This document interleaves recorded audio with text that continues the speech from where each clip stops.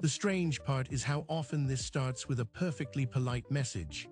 A 6-digit code has been sent to your phone, nothing dramatic, no alarms, just a calm assumption that the phone is available, unlocked, charged, nearby, and tied to a number you control. When that assumption fails, everything stops. I've been there, staring at a screen that's waiting on a code I can't retrieve because the phone is locked, lost, replaced, or disconnected.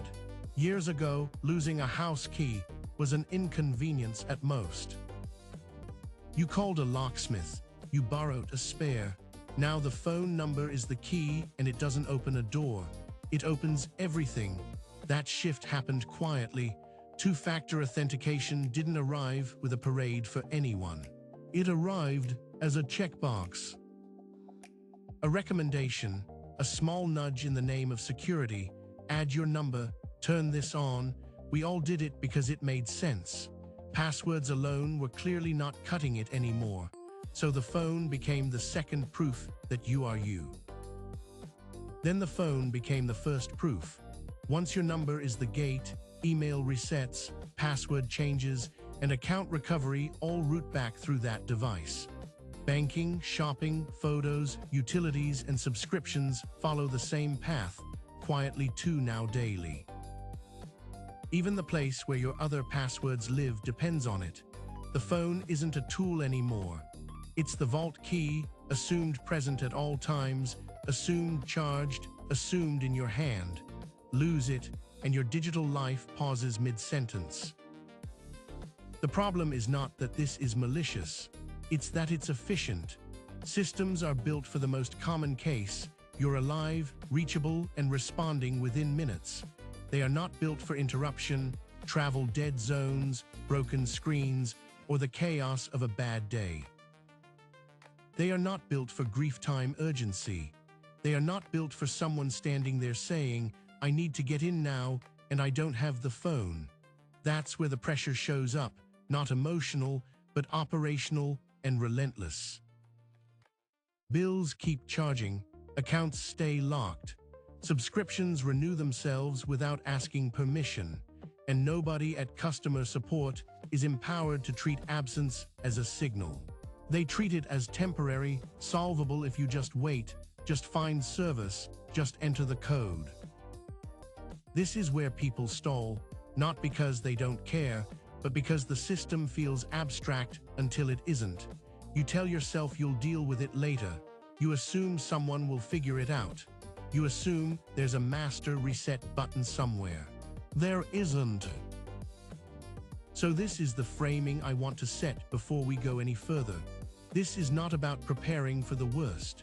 It's about staying in control of the ordinary, handing off access, and shutting down without a scavenger hunt. There is a simple plan. Not clever, not technical, just practical. It involves naming who gets access, using the settings that already exist, printing backup codes, and writing down where subscriptions live. Just fewer locked doors when time is tight. That's the madness we're decoding, calmly, step by step.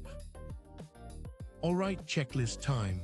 Not the kind that comes with a binder and a seminar, just the kind that keeps a locked phone from turning into a month-long project. This is about practical access, not planning theater, and it starts with understanding which pieces actually matter. If you remember nothing else, remember the two master keys, your primary email account and your phone number, not the phone as a device, the number as an identity token. Most systems treat that number as proof of life and route everything important through it. That's where the code goes. That's how the system decides you're you, and your email acts as the reset hub when anything goes sideways. Lose either one, and recovery turns from routine into a polite refusal dressed up as security. So when people ask, can't I just reset it? The honest answer is no, not without those two. No email means no reset link. No phone number means no confirmation code. Support isn't being stubborn. The system assumes missing credentials equal potential fraud. Now the safety nets. On iPhone, set up Apple Legacy Contact. This is for after you're gone, so a trusted person can request access through Apple's process. It is not a password handoff. It is controlled access with rules and limits. The key detail is the access key you generate. If the person never receives that key, the setting exists but does nothing. Many people stop halfway and assume it worked. It didn't. Access depends on the key being stored somewhere retrievable. Separate from that is Apple's Account Recovery Contact. This one is for the living. It helps when you're locked out of your Apple ID. People confuse the two constantly. Think of it as after and during. Both solve different, very real problems. On Google, turn on Inactive Account Manager. You choose how long inactivity counts as a signal. You choose who gets notified. You choose what data is shared or whether it's deleted. The point is deliberate handling instead of letting the system guess later. Then come backup codes. These are the boring, reliable escape hatch. If a service offers printable one-time codes, print them, put them somewhere real, a folder, a safe, a labeled envelope. Tell one trusted person where they are. One is enough. Passkeys are the newer piece. They reduce password theft by letting devices handle logins. That's good security. It also tightens the link between accounts and hardware, so recovery planning matters more, not less. Passkeys stop strangers. They don't solve family access. Now the carrier piece. Your phone number lives with AT&T, Verizon, T-Mobile, or whoever you use. That means account PINs, authorized users, and clear instructions for the number and SIM if you're unavailable. Carriers follow process. They don't improvise. Finally, subscriptions. They keep charging even when accounts are locked. The map is predictable. iPhone subscriptions, Google Play, Amazon, PayPal, streaming services, banks, and email receipts. That's the checklist. Old school, sure. It's a shoebox of access without the smell. Zooming out helps, because nothing we've talked about is extreme. The world didn't suddenly get reckless. We mostly skipped a few settings while things were working and told ourselves we'd come back later. Later just arrived, without asking permission or waiting politely. There's a familiar pressure in that realization. Time slipped by while you handled normal life. Bills, work, errands, helping others with their problems. Then you stare at an account screen saying it can't verify you, and it feels like you missed a required class. That reaction is understandable, but it's also misleading. We've lived through worse transitions than this. Dial-up tying up the phone line, pop-ups hijacking browsers, software shipping broken and staying that way. None of that defeated us. We adapted by learning where switches lived. That's the theme underneath this whole series. The modern world isn't hostile, it's procedural. It rewards people who read the prompts and quietly flip the right toggles. Not loudly, not heroically. Just once, deliberately, with the patience of someone who wants fewer headaches. That's why none of this requires bravado. Courage here isn't a speech or a mindset. It's naming a contact, printing a code, and writing down where something lives. Boring actions that create closure instead of questions and prevent frantic guessing later.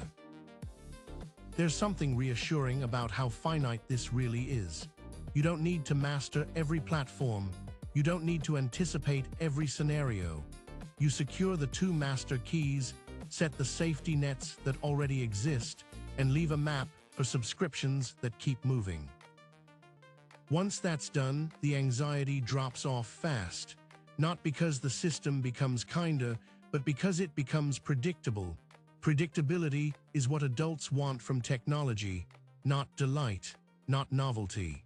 Just fewer surprises at the worst possible time, when patience is thin.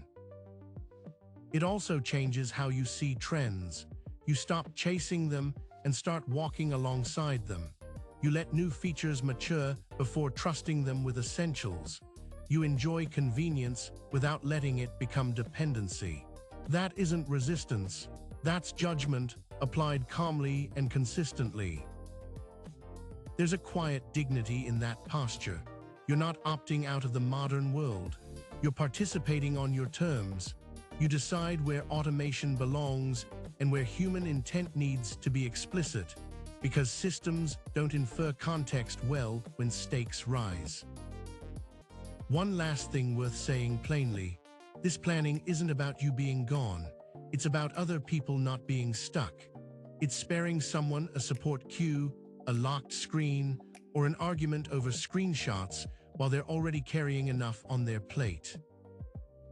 A few settings now turn into fewer problems later, not because anyone did something heroic, but because someone took the time to be clear. Clear beats clever, clear beats panic.